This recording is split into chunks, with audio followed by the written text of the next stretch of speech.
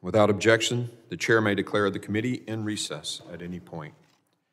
The purpose of this hearing is to receive testimony on President Biden and Secretary Mayorkas' open border policies and how these failed policies have had a profound and devastating impact throughout our country. This is the second hearing in this committee's impeachment proceedings regarding Secretary Mayorkas. I now recognize myself for an opening statement. Last week, this committee opened impeachment proceedings against Department of Homeland Security Secretary Alejandro Mayorkas. This is not a policy difference. The truth is, Secretary Mayorkas has disregarded court orders, laws passed by the United States Congress, and has lied to the American people. Who wants a secretary that can just disregard the fundamental pillars of the Constitution? We can't tolerate that, whether they're a Republican or a Democrat. That's what we got out of our hearing last week. Today, we're here to examine the impact of those actions on the American people and launch into the substance and human cost of Secretary Mayorkas' open border policies. As a result of the reckless actions by Secretary Mayorkas, no American is safe.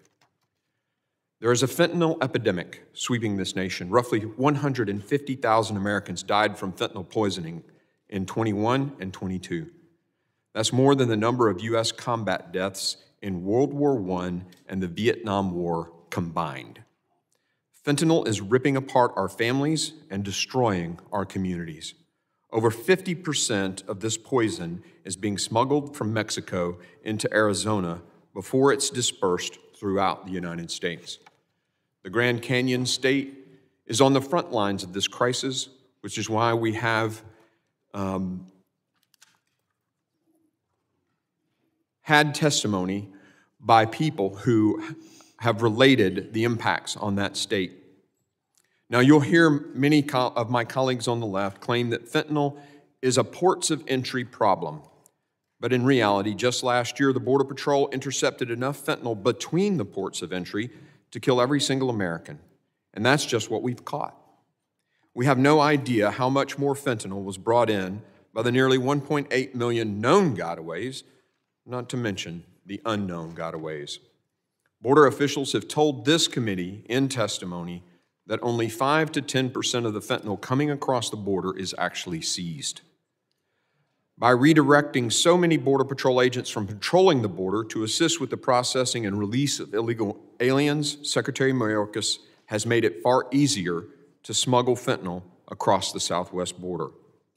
Because of Secretary Mayorkas' border crisis, American cities and neighborhoods are less safe.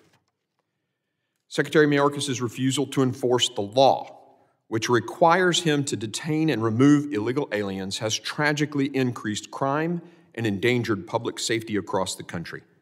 Since fiscal year 2021, the Border Patrol arrested more than 41,000 aliens with criminal convictions, including more than 15,000 in fiscal year 23. That's up from just a little over 4,200 in FY 2019. Total convictions for assault, battery, and domestic violence among illegal aliens apprehended in FY 23 exceeded 1,200, compared to 299 in FY 19. These statistics do not reflect the illegal aliens with criminal records who have slipped through the system because agents just don't have enough time or information to vet them. Additionally, DHS has no way to determine if an alien has a criminal history in his home country unless that country reports the information to the United States government or the alien self-reports.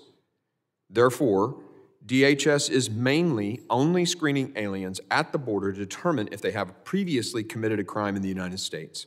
And because many of these aliens are coming to the United States for the first time, DHS has no idea whether they have a criminal history or not. On top of rushing the vetting process, Secretary Mayorkas is hamstringing ICE, making it easier for illegal aliens who commit crimes in the United States to stay here. Despite his supposed pledge to focus on removing threats to public safety, ICE is arresting fewer illegal aliens than previous administrations. In FY 2019, out of more than 143 administrative arrests, 86% were of criminal aliens. In FY 20, during the COVID-19 pandemic, it was 90%. Last fiscal year, a mere 43%. The consequences of this influx of criminal aliens is simply devastating. Again, as a result, no American is safe.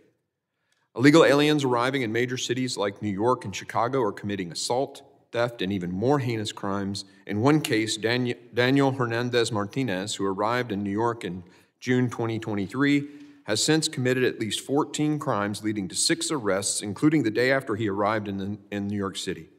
In one instance, he, quote, grabbed a stranger by the hair, dragged her across the floor, and kicked her, end quote. Crimes stemming from illegal migrants are also happening in small towns across America. In May 2023, a Honduran national was charged with raping a teenage girl in a restaurant bathroom in Prattsville, Alabama. He had a prior criminal record in Honduras when apprehended, crossing into Texas illegally in November 21, but he was released into the interior anyway. As we learned in last week's hearing, as many as 85% of illegal aliens are currently being released on Secretary Mayorkas' watch. The Secretary himself admitted this during a trip to Eagle Pass just last week. And how could we forget the story of the Tambunga family? Alyssa Tambunga and her father and sister who sat across from us in this very hearing room. Alyssa lost her little 7-year-old Amelia and her grandmother Maria in a car crash caused by a human smuggler. We will sadly hear similar stories today. These crimes were wholly preventable, yet Secretary Mayorkas' policies enabled these criminals to enter our country and destroy these families' lives. It's despicable. While many of my Democrat colleagues likely feel the same sympathy for you and your family that I do, I'd like to ask them to please turn that sympathy into action. It is hypocritical to come up here, offer your thoughts and prayers, and then leave, continuing to double down on the policies that allow criminals and fentanyl into our country. The people suffering from this border crisis don't need platitudes. They need an end to these illegal policies and to see the man responsible for implementing them held to account. And that's what Republicans are doing here today. Migrants are also suffering as a result of Secretary Mayorkas' actions. On Secretary Mayorkas' watch, a record number of migrants have been found dead on U.S. soil. Since the start of FY 2022, CBP no longer even publicly reports the number, but Dr. Corrine Stern, the medical examiner in Webb County, Texas, said in August 22, and I quote, "I'm seeing an extreme increase in the number of border crossing deaths compared to other years. This is my busiest year in my career ever," end quote. Many of those who survived the journey have horror stories as well. Sadly, numerous migrants suffer sexual abuse and assault along the way. Then, San Diego Sector Chief Patrol Agent Aaron Heitke told our committee in May, and I quote, "It's very common that female migrants are raped during the process. Most of them believe it's just part of the payment as they go up," end quote. This hearing is about the human cost of Secretary Mayorkas' egregious misconduct and failure to fulfill his oath of office.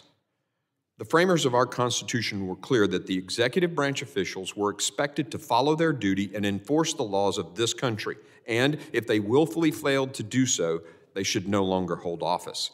That is why we're here today. I look forward to hearing from our witnesses and letting them tell their stories about how this crisis has impacted them. Unfortunately, one of our witnesses, Sheriff Daniels, was not able to make it at the last minute, but we look forward to hearing from him at a future hearing or on a future border trip.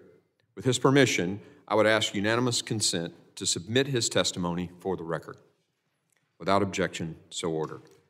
Lastly, I'd like to point out that I have invited Secretary Mayorkas on multiple occasions to testify on the border crisis, including this hearing today. I'm disappointed that he has chosen not to testify. Instead, he plays games and cat and mouse, telling the media he wants to cooperate with the committee on finding a time to testify, but then refuses to work with the committee staff or offer any dates or times to which he can testify.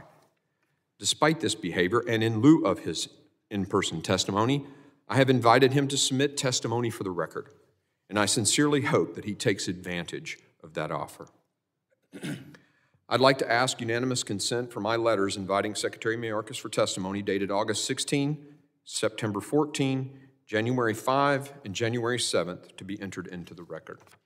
Without objection, so ordered.